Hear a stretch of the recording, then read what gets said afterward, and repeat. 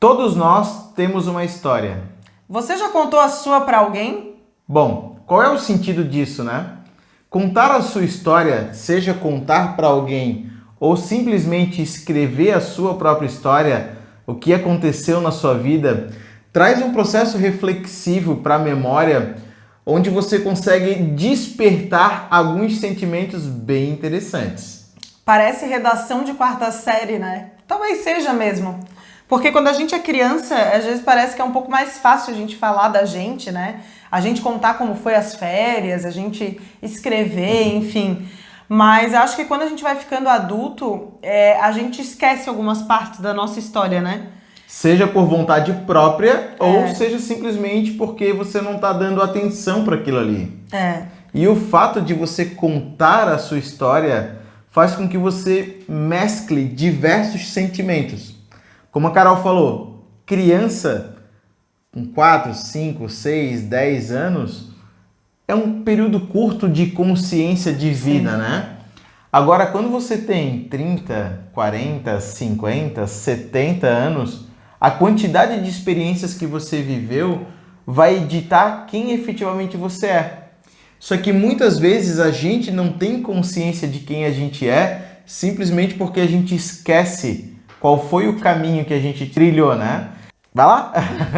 Eu vou dar até um exemplo meu, não é necessariamente de contar a minha história, mas é uma parte dela. Esses dias a gente parou para fazer o meu currículo. Enfim, não tinha um currículo montado, eu queria montar um currículo no Canva e tal. E aí eu fiz o meu currículo pensando assim nas coisas que eu tinha feito, né, nas empresas que eu trabalhei, na minha formação profissional. E aí eu travei a partir do momento que eu saí do sistema FIES, que eu pensei, tá, o que eu fiz nesses 2 anos, né? E aí a minha ideia era fazer um texto inicial nesse currículo, explicando um pouquinho, como diz o Luiz, me justificando, do que eu tinha feito nesses 2 anos. Ou do porquê ela estava 2 anos parada. Não tinha nada na minha carteira de trabalho, digamos assim, né? Aí quando o Luiz chegou em casa, eu falei, amor, eu preciso da tua ajuda para ler isso aqui. E daí quando ele olhou o texto, ele falou, tá, mas por que tu tá pedindo desculpa? Não, mas eu não tô pedindo desculpa. Ele, sim, tu tá pedindo desculpa. Tu tá te justificando do que tu não tá trabalhando há 2 anos. Mas, cara, olha quanta coisa tu fez nesses 2 anos. Aí eu falei, tá, que coisa? Ele falou, cara, tu não sabia editar um vídeo, tu não sabia fazer uma arte no Canva, tu nem sabia o que era Canva, tu não sabia o que era pegar um software de gestão financeira, tu não sabia emitir uma nota fiscal. E aí ele foi, tipo, relatando... Cuidar de redes sociais, como ela cuida hoje. Tu não sabia, tipo, fazer nada do que tu faz hoje pra conversa prática. E aí eu parei pra pensar que às vezes a gente começa a fazer as coisas e a gente esquece que antes a gente não sabia fazer aquilo. Então, assim, vamos supor, você faz algo hoje no seu trabalho, né, ou na sua casa, só que, sei lá, 5 anos atrás tu não sabia fazer isso. E aí aquilo faz tão parte do que tu faz agora que tu esquece que um dia tu não sabia. Isso também serve para quando a gente for ensinar alguém, né? Já saindo até um pouco do tema, mas isso também ajuda quando a gente vai ensinar alguém, pensar que um dia a gente também não soube aquilo. E às vezes a gente precisa realmente falar o óbvio, né? Ensinar do zero. Mas isso me fez ter orgulho desses meus 2 anos. Sim. E entender o quanto eles foram importantes para quem eu sou hoje. Então isso me ajudou a me entender, a me conhecer e a perceber quantas coisas eu aprendi nesses 2 anos. E outra coisa, claro, também no processo de terapia, né? Se você nunca fez, é uma coisa que eu sempre recomendo fortemente. A minha terapeuta, um tempo atrás, pediu pra gente fazer uma linha do tempo. E aí eu parei pra botar marcos, né? Porque a gente sempre acaba lembrando, do dia da formatura, do dia, sei lá, do casamento, do dia que nasceu o filho. Mas acontece tanta coisa naquele meio ali que às vezes a gente esquece por causa da loucura que a gente tá vivendo. E a gente não para pensar o quanto a gente viveu e aprendeu no meio desses grandes momentos da nossa linha do tempo. Um exemplo legal, por exemplo, período de faculdade, né? A gente vive lá 8, 10 semestres de faculdade e hoje a gente lembra, eu me formei em 2010, eu me formei em sistemas eletrônicos, mas o que aconteceu no meio daquele caminho? E aí você começa a lembrar dos tempos que você fez, da época que, por exemplo, em 2007 eu fazia faculdade, fazia o curso técnico e tinha uma bolsa. E aí ficava das 7h30 da manhã às 10h30 da noite trabalhando. E hoje a gente nem para pra lembrar daquilo, e foi um tempo tão difícil, assim, desafiador. E tipo, passou, tá, a gente nem lembra. Mas às vezes a gente não para pra pensar que aquilo fez a gente ser quem a gente é hoje, né? Nossa, e imagina, naquela época eu trabalhava ainda mais do que eu trabalho hoje e tinha nada de dinheiro, eu tava ferrado. Então, assim, essas questões de reflexão em relação à nossa própria história, né? Aquilo que a gente viveu, vai trazer gratidão, né? Gratidão, né? Hashtag gratidão. Vai trazer algo de positivo para si próprio. Porque a nossa história é aquilo que a gente viveu, gente. E é quem a gente é, né? É quem a gente é, aquilo que a gente construiu, né? E isso também traz uma outra coisa, de novo, Caroline, fugindo do tema, que é a gente respeitar a história das outras pessoas. Porque às vezes a gente tá vendo a pessoa ali na nossa frente e a gente não tem noção de tudo que essa pessoa já viveu.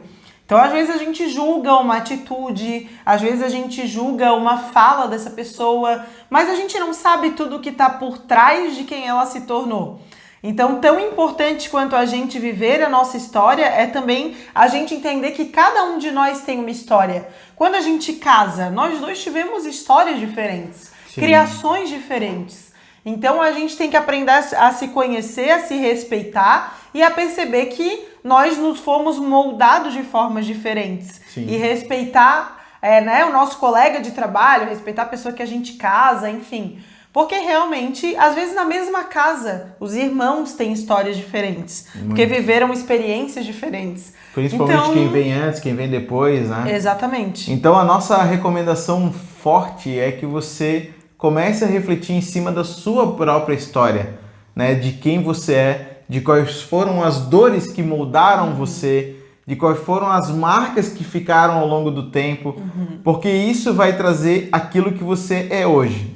E esse é o ponto de partida, o hoje, né? Aquilo que você é o ponto de partida para a história que você vai continuar escrevendo.